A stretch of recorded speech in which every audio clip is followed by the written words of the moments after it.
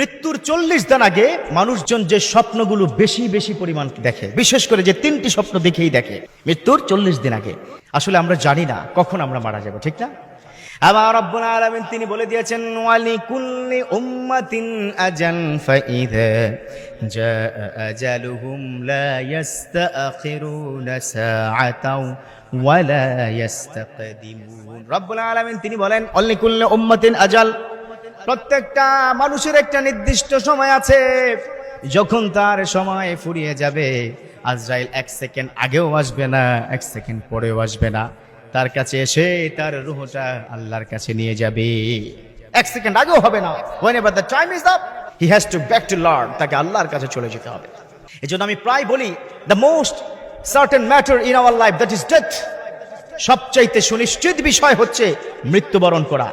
The most uncertain matter in our life, that is the time of death, সবচাইতে অনিশ্চিত বিষয় হচ্ছে কখন মারা যাব আমরা জানি না। তবে স্বপ্ন 3 প্রকার। কয় প্রকার স্বপ্ন? 3 প্রকার। একটা হচ্ছে মিনাল্লাহ, from almighty, আল্লাহর পক্ষ থেকে। আরেকটা হচ্ছে মিনাশ শাইতান, from devil, শয়তানের পক্ষ থেকে। আরেকটা হচ্ছে whose matter, whose activities you are doing in the daytime, that is reflected in night time, যেটা দিনের বেলা আপনি করছেন সেটা রাত্রিবেলা অনেক সময় রিফ্লেকশন হয়। কথা বুঝতে পেরেছেন? সবচেয়ে উত্তম স্বপ্ন তাহলে কোনটা বলুন? কোনটা? আল্লাহর পক্ষ থেকে যেটা দেখানো হয়। পৃথিবীর মধ্যে সবচাইতে ভালো স্বপ্নের তাবির জানতেন হযরত ইউসুফ আলাইহিস সালাম। তারপর বিশ্বনবীর যুগে সবচাইতে ভালো তাবির পারতেন হযরত আবু বকর রাদিয়াল্লাহু তাআলা আনহু। বর্তমান সময় সবচেয়ে ভালো তাবির পারেন আল্লামা সিরহিন রাহমাহুল্লাহ, তিনি ইন্তেকাল করেছেন। তিনি তার কিতাবের মধ্যে 3টি স্বপ্নের কথা বলেছেন। যখন মানুষের মৃত্যুর সময় চলে আসবে 40 দিন পূর্বে এই 3টি স্বপ্ন দেখবে, বিভিন্নভাবে দেখবে। তবে হ্যাঁ, সকল স্বপ্ন যে কনফার্ম হবে বিষয়টা এমন নয়। 1 নম্বর হচ্ছে, যখন আপনার দুনিয়ার ছেড়ে যাওয়ার সময় আসবে, তখন আপনার আপন আত্মীয় বাবা মা আপনাকে কবর থেকে ডাকবে, কাম টু মি, আসো আমার কাছে, আসো আমার কাছে। এরকম যখন তিনি ডাকবেন তখন বুঝতে হবে ইউর টাইম ইজ ওভার, আপনার সময় শেষ। তবে সব সময় যে হবে তা কিন্তু নয়।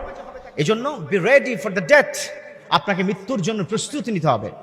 আবার বিশ্বনবী বলেছেন, মৌতু আন কাবলা তামুত, ও আমার উম্মত তোমরা মৃত্যুর আগে মরো, ডাই বিফোর দ্য ডেথ, মরার আগে মরো। কেন?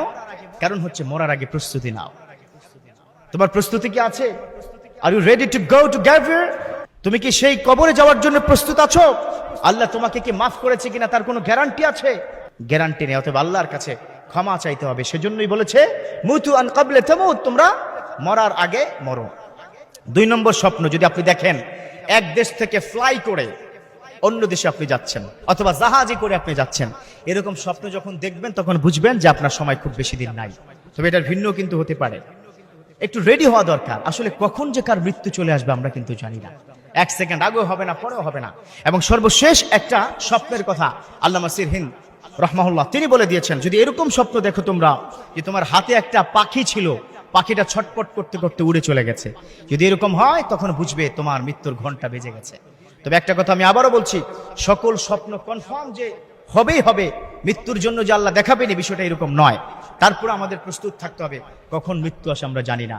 আল্লাহ আমাদের মৃত্যুর জন্য প্রস্তুতি নেওয়ার সঠিকভাবে তৌফিক দান করুন, আমিন।